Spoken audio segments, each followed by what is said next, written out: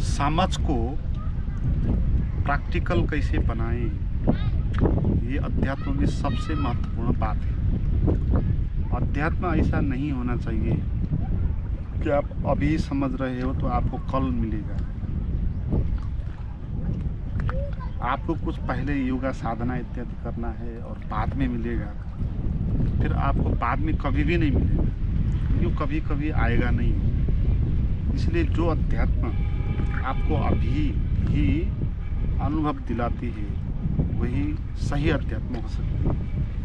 तो इस वीडियो में हम समझेंगे क्या समझ से हम समझ को कैसे जी सकते हैं। जो बात हम सुनते हैं आत्मा की, अद्वैत की, चेतना की बात, उसके बारे में अच्छे से समझ के क्या हम उसमें जी सकते हैं,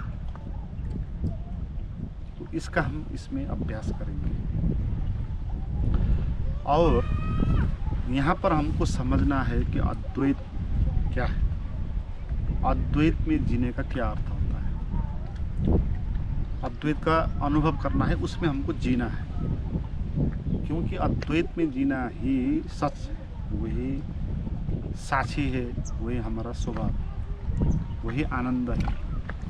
मगर हम द्वैत में जीते हैं, हमारी स्थिति ये है, बाध्यता कहें, इल्यूजन कहें, कि हम द्वैत में जीते हैं, क्योंकि हम मन में जीते हैं और संसार मन को द्वैत की तरह देखता है।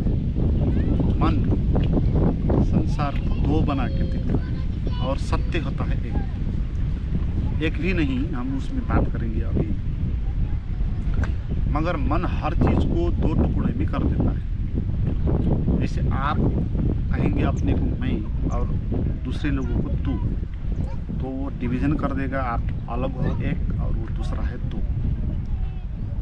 और आप एक हो तो भी आप अपने को भी दो दो भागों में बांटते जाएंगे। आप अपने पैर को, आप एक हो, आपके दो पैर हैं, मगर आप अपने को दो पैर में बांट देंगे। अलग पैर है, अलग पैर है, दो गिनती करेंगे। हाथ को भी इसी तरह दो करेंगे, आँख को भी दो करेंगे।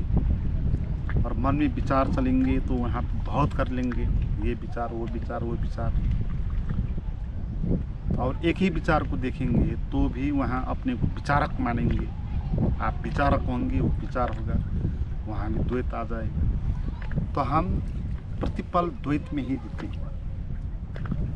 और बाहर भी हर एक चीज़ द्वैत में है। इसी तरह हम सोचते हैं।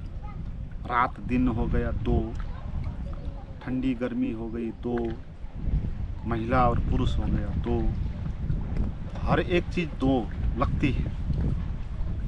और हम एक लगते हैं तो हमारे भीतर भी बहुत सारे हो जाते हैं।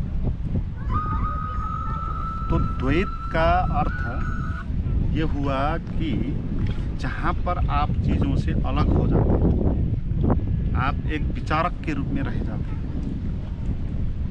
और विचार रहता है। तो हमारे मन में जो उलझन है, जो मनोद्वंद है हमारा, वो भी इसी द्वैत के कारण है। क्योंकि हम अपने को दो बना देते हैं। एक को हम कहेंगे मैं और एक को कहेंगे वो सब्जेक्ट जो हमको करना है, या भविष्य और मैं दो हो गया। वर्तमान और मैं को वर्तमान में क्या क्या करना है, वहाँ पे दो हो गया। भूतकाल और मैं, भूतकाल में ऐसा ऐसा हुआ था मेरे साथ, और मैं और भूत दो हो गया। दुख हो गया मुझे, दुख और मैं दो हो गया। मगर अस्तित्व दो नहीं हो सकता, सारा अस्तित्व एक होता है। इसको हम समझने के लिए कोई बड़ी बात नहीं है। यहाँ देखो, आप कोई भी चीज़ दो नहीं है, अलग अलग नहीं है, सब इकट्ठी है, सब जुड़ी हुई है। पेड़ है और आदमी है, जुड़ा हुआ है। पेड़ देता है जिस ऑक्सीजन को, लोग उसको लेते हैं और जीते हैं। लोग जो देंगे कार्बन उसको लेगा और जीते। और ये पेड़ फिर ज़मीन से जुड़ा है, सूरज से जुड़ा है, हम भी सूरज से जुड़े हैं। तो हम जो हैं सारी चीज़ों को मिलके हम निर्मित हुए हैं, इसलिए दो तो यहाँ है नहीं। सत्य दो नहीं है, एक ही है, एक ही अस्तित्व है, वो सभी तरह जुड़ा हुआ है। तो जहाँ एक है अस्तित्व, वहाँ हम दो बना रहे हैं और उस पे हम जी रहे हैं, तो उसके कारण हम अज्ञान में हैं। तो अगर हम द्वैत क्या है उसको जानें और खुद भी द्वैत हो जाएं, तो हम उस सत्य को जानेंगे जो द्वैत नहीं एक है। जैसे आकाश है, अद्वैत है, किसी की भीतर, हर एक चीज़ों के भीतर आकाश है। हम चीज़ को कहेंगे अलग अलग दो, मगर हर चीज़ के भीतर एक ही आकाश होगा। जैसे दो घर हैं, दोनों घर के भीतर जो आकाश होगा वो दो नहीं होगा। भीतर से जो चीज़ जोड़ती है ना, वो दो नहीं होती, वो एक ही होती है जो सर्वव्यापक फैलती हुई है। तो हमारे भीतर भी वो एक चीज़ है जो सभी तरह सर्वव्याप्त है, आकाश की तरह, और हम उसको अनुभव नहीं कर पा रहे हैं। हम तो द्वैत को अनुभव कर रहे हैं, मन को अनुभव कर रहे हैं, मन में चलती हुई विचारों को अनुभव कर रहे हैं, विचारों के साथ हम संघर्ष कर रहे हैं, भविष्य के लिए हम चिंतित हो रहे हैं। हम यहाँ दो पर जी रहे, हम और भविष्य, हम और दूसरा आदमी, हर चीज़ में हम दो में जी रहे, और हमारे भीतर एक है, उसको हम अनुभव करना सत्य, जबकि वो एक ही है। तो आपको अब उस दो से उस एक की तरफ कैसे आना है, और या उस अद्वैत को कैसे जानना है, तो इसको हम अभी जो हमने कहा, डिस्कस किया, उस बात से जानेंगे। और इसको प्रैक्टिकल तरीके से हम एक उदाहरण के द्वारा एक्सप्लेन करके इसको हम समझ सकते हैं। जैसे हम अपने को एक मानते हैं, दूसरे से मैं कहते हैं, फिर हम अपने को भी अनेक मानते हैं, अपने हाथ को हम दो मानते हैं, एक हाथ, दो हाथ, दो हाथ हो गया, राइट हैंड, लेफ्ट हैंड, नाम ही है उसका राइट, उसका लेफ्ट, दो तो वैसे भी हो गया, मगर ये दो तो नहीं है, हम एक ही, हमारे दो है ना। तो भीतर से तो एक ही चीज़ ने इसको जोड़ा है, बाहर दिखने में दो है, तो भीतर से दो हाथ एक ही, इसको अनुभव करना है। तो इसको हम कैसे अनुभव करें? अभी हम बता रहे थे कि दो जब एक हो जाता है तो दो अनुभव नहीं होता है। जैसे दो हाथ हैं और आप अलग अलग इसको अनुभव कर सकते हो, एक हाथ है, एक हाथ है, मगर जब आप दोनों को जोड़ेंगे, आंख बंद करके भीतर से देखेंगे, तो आप पाएंगे कि वहाँ दो हाथ अनुभव अब नहीं हो रहे। पहले ऐसा करने में दो हाथ अनुभव हो रहे थे, राइट और लेफ्ट और राइट, मगर जब हम एक करेंगे ऐसे, यहाँ पर दो राइट हैंड और लेफ्ट हैंड, ऐसा दो अनुभव नहीं होता। देखिए आप आंखें करके भीतर से, तो वहाँ पर आपको एक ही हाथ अनुभव होगा, एक ही चीज़ अनुभव होगा। तो पहले आप ये अनुभव करेंगे कि ये एक ही हाथ है, तो फिर आप थोड़ा गहरे जाएंगे, उसको भी अच्छे से देखते रहेंगे, तो आप जानेंगे आप एक हाथ भी नहीं, तो उसी को अद्वैत कहा। अद्वैत का अर्थ एक है ऐसा नहीं, पहले दो हाथ थे, दो हाथ मिलके एक हाथ हो गया, तो ये अद्वैत है ऐसा नहीं। एक हाथ हो गया तो अद्वैत नहीं, एक अद्वैत नहीं हो सकता है, क्योंकि जहाँ एक आएगा वहाँ दो भी आ जाएगा। एक है तो भी हाथ हो जाएगा ना, हाथ अनुभव में, जैसे पहले दो हाथ अनुभव, अब एक हाथ अनुभव आ रहा है, और अभी भी हाथ ही अनुभव आ रहा है, इसलिए एक अद्वैत नहीं है, इसलिए उसको अद्वैत कहा, उसको एक नहीं कहा। नहीं, उपनिषदों में, वेदांतों में इसको एक भी कह सकते हैं ना, जैसे ईश्वर एक है कहते हैं, ऐसा एक नहीं कहा, इसको कहा कि अद्वैत, इसको कहा दो नहीं। दो नहीं का अर्थ एक है नहीं है, एक भी नहीं, दो भी नहीं ऐसा। तो आप जब दोनों हाथ को एक करेंगे, करके भीतर से फील करेंगे कि अब एक ही हाथ है, फिर आप गहरे उसको देखेंगे तो आपको लगेगा कि यहाँ कोई एक भी नहीं। इसको हम एक भी नहीं कर सकते, दो मिल के एक बना और एक भी खो गया, ऐसा आपको अनुभव। थोड़ा आगे झुकना है इसमें। और ये जो हम प्रैक्टिस करते हैं इसमें, इसको प्रार्थना ध्यान कह सकते हैं, मगर जो परंपराओं में प्रार्थना होती है वो असल में वो प्रार्थना नहीं है। ऐसा नहीं होता कि आप 1-2 घंटे के लिए प्रार्थना किया और ईश्वर से को मांग लिया और आप चले गए अपने काम पे, आप बहुत अच्छे आदमी हो, आपने प्रार्थना की। ऐसा नहीं, प्रार्थना 24 घंटे होनी चाहिए।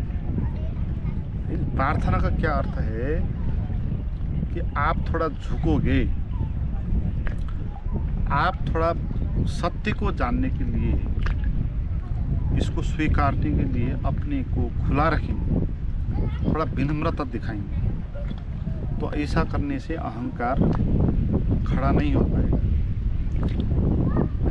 तो बाद में आपको इस तरह 2 हाथ जोड़ के प्रार्थना करने की आवश्यकता नहीं होगी। आप उठते बैठते चलते आपका उठना भी प्रार्थना होगा, बैठना भी प्रार्थना। आप बैठ रहे हो 2 ही हाथ जोड़ने की आवश्यकता नहीं प्रार्थना करने, क्योंकि 2 हाथ जोड़ने का तो एक प्रतीक है जो मैंने बताया।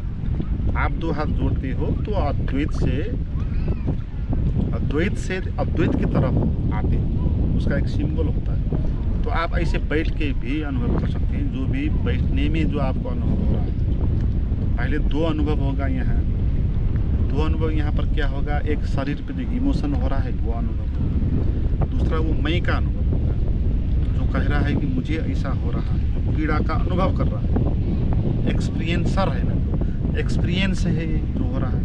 और एक्सपीरियंस भी है, वो उस पीड़ा को झेल रहा है, भोग रहा है, कह रहा है कि ऐसा हो रहा है, कह रहा है कि ऐसा नहीं होना चाहिए। वो जो एक्सपीरियंसर है वो, और जो एक्सपीरियंस हो रहा है वो दो। ऐसे ही 2 द्वैत है, जैसे 2 हाथ नहीं है, और हमने इसको बना दिया, हमारे ही हाथ है ना, भीतर से जुड़ा हुआ है।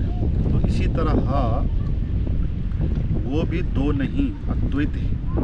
एक्सपीरियंस और एक्सपीरियंसर वो भी 2 नहीं, वो भी एक ही है। तो आप ऐसे बैठ के भी भीतर से जो एक्सपीरियंस हो रहा है और जो अनुभव कर रहा है, उन दोनों को आप इसी तरह जोड़ दें। 2 हाथ जोड़ रहे हो जैसे, तो भीतर से देखो अब एक हो रहा है, और फिर देखो वो दोनों ही गायब हो रहे हैं। 2 नहीं अद्वैत, 2 ये भी नहीं, ये भी नहीं, क्योंकि जहाँ 2 मिल के एक बन जाता है ना, वो कोई तीसरा ही हो जाता है, अलग हो जाता है। क्योंकि दोनों में से एक हो जाएगा होगा तो दूसरा उसमें नहीं आ पाएगा ना, इसलिए उसको तीसरा होना पड़ेगा। इसलिए ये अद्वैत है। तो इसी तरह आप बैठने में, चलने में, आप चल रहे हो, इस तरह चल सकते हो कि जो आपके भीतर अनुभव हो रहा है वो, और आपको अनुभव करता है जो भीतर से आपको अनुभव करना है, वो 2 मिल गए और एक हो, एक अनुभव आपको हो रहा है। तो आप अस्तित्व के साथ, अद्वैत के साथ लीन होना है ना। अद्वैत तो है ही चारों तरफ, तो कहीं गया नहीं, वो एक आकाश की तरह है, जैसे आकाश है ही, कहीं भी नहीं गया। और हम द्वैत में अपने को डिवाइड करने के कारण हम उससे दूर चले गए। तो हम अब उस अद्वैत को, उसके साथ एक होना है, तो उसके साथ एक हम कहीं भी हो सकते हैं, है ना, किसी भी वक्त हो सकते हैं, क्योंकि हर पल वो होता है। मगर प्रार्थना का ये अर्थ होगा यहाँ कि आप उसके साथ जुड़ने की तैयारी दिखाते हो, थोड़ा धैर्य रखते हो, थोड़ा विनम्रता दिखाना चाहते हो, तो ऐसे आगे झुकने का भी ये अर्थ है कि आप थोड़ा अपने अहंकार, क्योंकि अहंकार आपको अद्वैत से जुड़ना नहीं देगा। अहंकार, क्योंकि अहंकार तो खत्म हो जाएगा ना, अगर आप अद्वैत को जान पाएंगे फिर अहंकार बच नहीं पाएगा। और अहंकार है द्वैत का सूत्रपात। अहंकार द्वैत में जीता है ना, वो इसलिए अद्वैत आएगा तो अहंकार तो आ नहीं पाएगा वहाँ। आपका अहंकार तो ये कह रहा है कि आप हो, तो वहाँ राज कर रहा है ना। अद्वैत को जानेंगे तो राज फिर अद्वैत का हो जाएगा, उसको तो यहाँ से भागने होगा। इसलिए आपका मैं, आपका अहंकार आपको प्रार्थना करना नहीं देता, वो आपको इस तरह समझना भी नहीं देगा, मगर आप उसको झुका देते हो इस तरह है, तो वो झुक जाएगा। तो फिर अद्वैत का अर्थ होगा। इसको आप प्रैक्टिकल तरीके से समझ सकते हो। इस तरह कहीं भी कुछ भी कर रहे हैं